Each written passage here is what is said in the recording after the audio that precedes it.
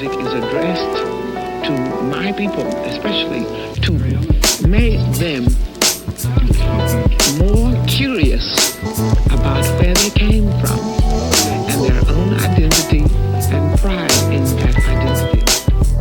Hey cousins, I'm back and I want to show you guys today how I make my rose water. One is not distilled and the other, the clearer version, is distilled. So two methods today in the same video. You're going to need a couple of things. First, some roses. Here I mixed red and dark pink roses. You're going to need a bowl that is safe to go on the stove or be heated. You're going to need a pot large enough for that bowl to go into, and you're going to need a top that does not have a hole for steam or that can be closed. First, put about 4 to 6 cups of water in your pot and place your bowl in the middle. Make sure that you don't have too much water in the bowl and that the water does not come above the bowl in the pot. Next, you're going to take the petals of about 3 to 4 roses and you're going to place around the bowl. Not in the bowl like I did here, but around the bowl. You want to make sure that they get into the water and that they are actually saturated by the water. So I usually press down on them and make sure that the water can cover all of the roses. Now, if you're doing this to sell or to give to other people, make sure that you wear gloves and that you sanitize everything. These are for personal use for my hair and for Pepe's hair, so I don't have to use gloves. But I do make sure to sanitize everything. The main thing that I love about making my rose water this way is I get 2 for 1, so more bang for my buck, and it works just as good as the commercial or what you buy in the stores or from Etsy or from anyone else.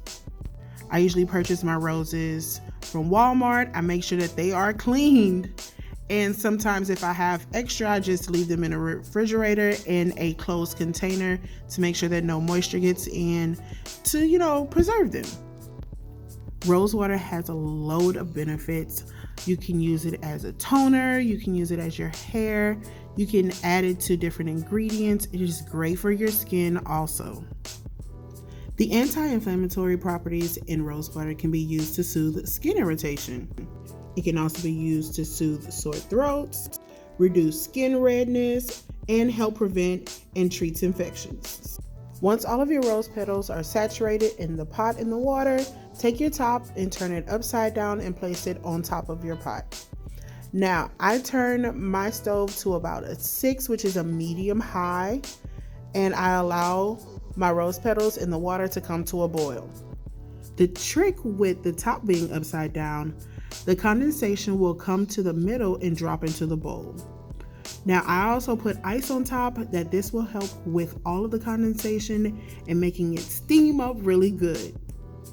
If you do have a hole for the steam in the top of your pot, make sure that you plug it with some plastic, not paper, plastic. Also, make sure that you put enough ice in the top that it can last a little while. Now, eventually it will melt down, and what I do is I scoop out as much water as I can and then I just replace it with fresh ice.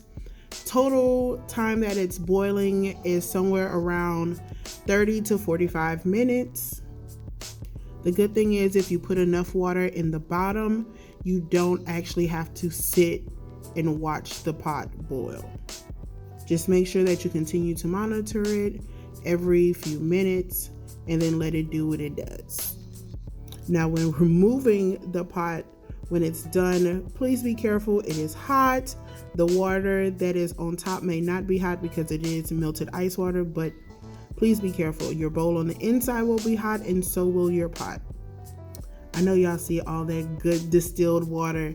Now what's left in the pot is just your regular rose water that you can just boil your roses in, your rose petals in, and make rose water from it. It has color to it, unlike the distilled version.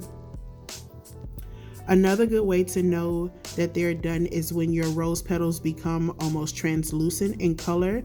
As you can see here, most of the color that was in the rose petals are gone now.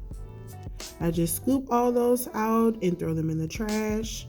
I love how this distilled rose water looks when it's done. It's almost clear, maybe a light yellow color to it. The awesome thing about the distilled rose water is that it lasts in your refrigerator, sometimes up to 9 months, but I usually keep it 3 to 6 months depending on how fast I use it. Sometimes I add a bit of vitamin E to help preserve it for longer. And make sure that you mark it with the date on the top so that you know how long it's been there. This is my regular rose water, and I always keep everything in the refrigerator and never leave it out. So that's it, guys. These are my 2 rose waters. Aren't they so beautiful? We're going to use these probably in our hair sometime soon, or you're going to see them in one of my recipes. If you enjoyed this video from Main Cuisine, make sure you like, subscribe, and turn on your notifications. Also, hit us up on all of our social media. Comment, let us know what you want to see from us because this channel is for you. Bye, cousins.